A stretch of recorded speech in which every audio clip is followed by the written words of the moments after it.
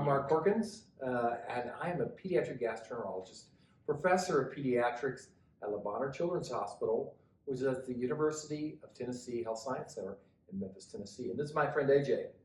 Well, thanks. I'm Ajay. I am also a pediatric gastroenterologist.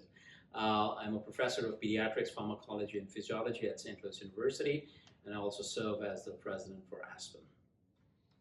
Pretty cool. So why are we here? Oh, you tell me. I thought we were going to talk about the new core. You are spot on. So I have this fantastic book which is out, Pediatric Nutrition Support Core Curriculum. So this is the 3rd edition. Yes. What's new? Well, so let me tell you what's new. Yeah, and I will say I've been the editor of the 1st, 2nd, and 3rd editions. And you need edition. You know, really, it makes me so happy that we have to have new editions because nutrition needs to move forward. So between the 1st and 2nd, we had malnutrition. That was when the new pediatric malnutrition definition came in. This time, there's a new dysphagia guidelines from the International Dysphagia Society. So we had to put all that new dysphagia stuff in there. One of the chapters I actually wrote is on the thing about appetite control. And there's all this new literature on what controls appetite and drives appetite. So there's all the new obesity things. And then the medicines that are being used for obesity. So all of those things, they have to be added in. And some of the nuances now about some of the new additives and the probiotics into the formulas. So literally, as long as nutrition and the research moves forward, we're going to keep needing new additions every so often, which is a good thing. Yeah, so I have to admit, for those of you buying it, it may not be good if you have to buy a new edition every so often, but literally if your old edition's out of date, you sort of need a new one. I echo your message. I mean, science is changing so fast. I also have a basic science lab, and I know new discoveries are happening almost on a daily basis. So in some ways, we need new stuff. So this is exciting. This is a huge book. I'm sure a lot of it goes into collecting all this information, finding the best evidence, and then selecting what then moves forward or what is not supported by evidence. So just walk me through, what is that process? It sounds a little challenging and a big task to do. Well, it is a big task. It's a huge task. And I have to give credit. I have some awesome associate editors and all the authors that go into this. So the first problem is you've got to identify experts in every area. Now, the advantage of it being a 3rd edition is you kind of have a breakdown of the areas. Kind of the flow that we want to achieve is already kind of in place.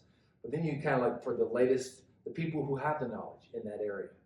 And then you ask them to write. Once they write it, it comes back, the associate editors review it. I review it. I review everything that comes through because I feel that's my responsibility as the head editor. Of course, what that means is I learned so much in the process of creating this. And then once that's all through, we actually send it to reviewers. Some of the experts that in the area, we'll ask them to also review it. And of course, what's so interesting is also after that, it goes to what I call a professional editor who's not necessarily looking at the content, but the writing and the flow and the punctuation. So it's looked at by a lot of different smart people. Fantastic. So I'm already excited. I'm going to run down to the bookshop and buy it right away. But who do you think this book will cater to? What do you think is the audience, and who all do you think could benefit from this? Well, so a lot of people. So now it's a core curriculum, all right? So we designed this with a flow, as I mentioned earlier, on purpose. So the first set of chapters are the basics. We talk about the basics of sugar metabolism. We talk about the basics of, like I said, appetite. Helped write the chapter on appetite and how that's controlled and regulated. So the basic parts of the background. And then we talk about some disease specifics, some of the nutrition and how it's involved and it changes the nutrition. And the last section is what I call the practical section. You know, parental nutrition, starting it, monitoring it.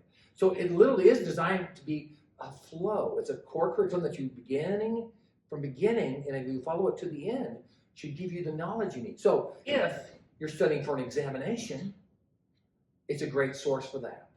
But all those practical chapters, also, if you take care of patients and you need to look up something about a specific patient or specific disease, that's in there too.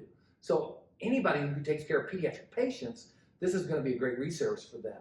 So it's for somebody who's very experienced for the reference things in there, but it's also for somebody just starting out so they can start at that beginning and go through and get to that point where they have some expertise. This is fantastic. So what I'm hearing from you is that this is across the spectrum, whether you're a dietitian, a physician, a nurse, an NP, a pharmacist, somebody who's new in their career, somebody who's mid-career looking for the next breakthrough in science, and just trying to expand their knowledge. So pretty much anyone who's interested in pediatric nutrition, this is a great guide for them.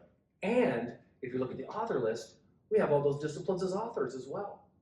So we have the input from all those multidisciplinary specialties, and again, we have some things on people who take care of infants, and we have some people who take care of adolescents.